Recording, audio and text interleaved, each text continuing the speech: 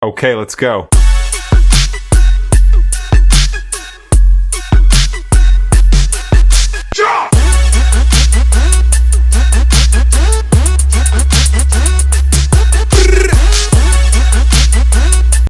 All right, let's talk about the real reason most traders fail.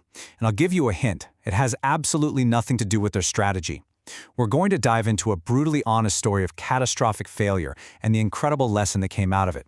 The key isn't more discipline. Nope. It's about a complete and total shift in who you are. Okay, right off the bat, let's be clear. This isn't for somebody who's just starting out looking for a hot new indicator. This is for the traders out there who have a plan, who know what they're supposed to do, but you still find yourselves making the same destructive mistakes over and over and over again. If that sounds painfully familiar, you're in exactly the right place. Look at that number. That's what started this whole journey. And no, it's not a typo, it's not a demo account. That's over $2 million real dollars that just poof, vaporized. A loss like this isn't just a financial hit. It was the sledgehammer that shattered a fundamental lie at the very heart of almost all trading advice. So what is this $2 million lie? Well, it's the idea that your failures are just, a lack of willpower, or maybe you just need a better strategy. But the real truth, it turns out, is way deeper than that. The real problem is the conventional wisdom itself. I mean, think about it. This is the mantra of the entire trading industry, right? Every book, every course, every so-called guru, they all scream the same thing. Be more disciplined. But what if that's the very thing holding you back? What if trying harder to be more disciplined is actually the problem, not the solution? Look, we're all programmed to focus on the stuff on the left. More rules, stricter discipline, finding that perfect strategy. But the source of this story claims the real battle, the one that actually matters, is happening over on the right. The reasons you fail aren't in your trading plan. They're buried in your identity, in your hidden wounds, and in these deep-seated patterns of self-sabotage. And here's the absolute kicker. The market isn't a test of your willpower. It's a mirror. It is perfectly designed to apply just enough pressure to crack that disciplined mask you wear for the world and reveal who you really are underneath it all. So ask yourself this, and be honest. When the pressure is on, when that real gut-wrenching fear kicks in, who takes over the mouse? It's not the calm, rational you who planned everything out so perfectly on Sunday. It's someone else, isn't it? And that person is the one making the real decisions that are draining your account. So, where does this other person, this hidden identity, even come from? Well, turns out it's often rooted in psychological patterns and traumas around money that most of us are completely unaware of. It's like a hidden program running in the background of your life. The source calls this poverty consciousness. It's basically a set of subconscious beliefs you soaked up like a sponge when you were a kid. Maybe you heard your parents fighting over bills all the time, or you felt their anxiety at the grocery store checkout.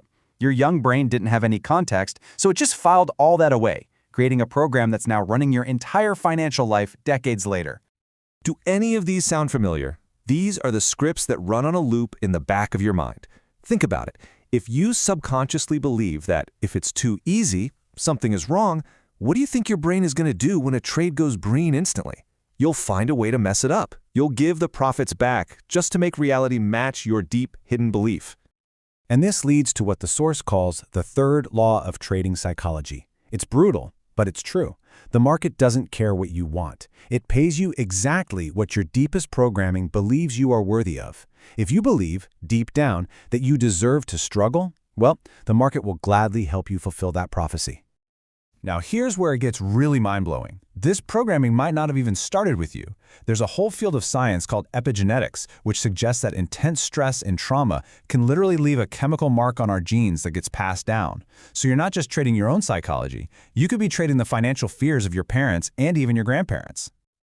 Okay, so we've got the deep psychological programming down, but what's happening biologically, right in the heat of the moment when a trade starts going against you? Let's look at the actual neuroscience of why we lose control. So think of your brain as having an internal trading team. You've got the reptile brain, it's ancient, 500 million years old, and all it cares about is survival. Then you've got the mammal brain driven by pleasure and pain. And then there's the human brain, the logical planner. Now just look at those ages. Your logical brain, the one that made your trading plan, it is the absolute rookie on the team. It's a total newbie. So here's the play-by-play of the hijack.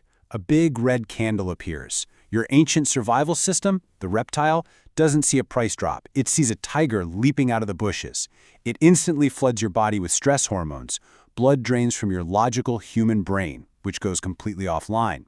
All your rules, your plans, your discipline, gone. You are now literally trading with the brain of a terrified lizard. Now here's another crazy paradox for you. Success is often way more dangerous than failure. Why? Because when you're losing, you're usually humble, you're careful. But when you're on a winning streak, oh boy, a demon comes out. You get arrogant, you start breaking your rules because you think you've figured it out, and the market just patiently waits for that arrogance to peak, and then it steps in to remind you, painfully, that you are mortal. Okay, we've laid out all the deep-seated problems, your identity, your trauma, your biology. It sounds pretty bleak, right? So what's the solution? Well, this final section introduces a completely different way to look at trading and, honestly, at life itself. And the solution is to shift from playing a finite game to an infinite one. A finite game, like a football match, has a clear winner, a loser, and an endpoint. But an infinite game, like learning or building a great relationship, is played for one reason only: to keep playing, to keep growing. The goal isn't to win, the goal is to just keep getting better. And this chart just makes the difference so clear. The finite trader is obsessed with this month's P&L, with beating other people. They live in constant fear of loss, and they always burn out. But the infinite player, they just try to evolve a tiny bit every single day. Their only competition is the person they were yesterday. And for them, a loss isn't a failure. It's tuition. It's the price of education. The goal is just to stay in the game long enough to compound your skills for decades. This one question can reframe everything.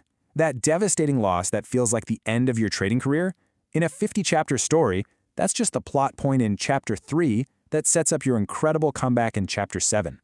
It transforms failure from a final verdict on your life into just a necessary part of a much longer, way more interesting story.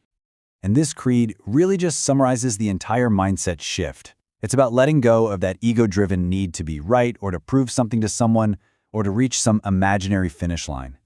Instead, you just embrace a journey of continuous improvement, where every single outcome, win or lose, serves a higher purpose in your evolution as a person. And that brings us to the final and most crucial point of this whole thing. To truly escape these destructive patterns, the trader you are today, the one who's trading from fear, from old trauma, from a finite mindset, that trader can't just be fixed. That trader has to die, psychologically, to make room for someone new. So the only question left is, who will you choose to become tomorrow?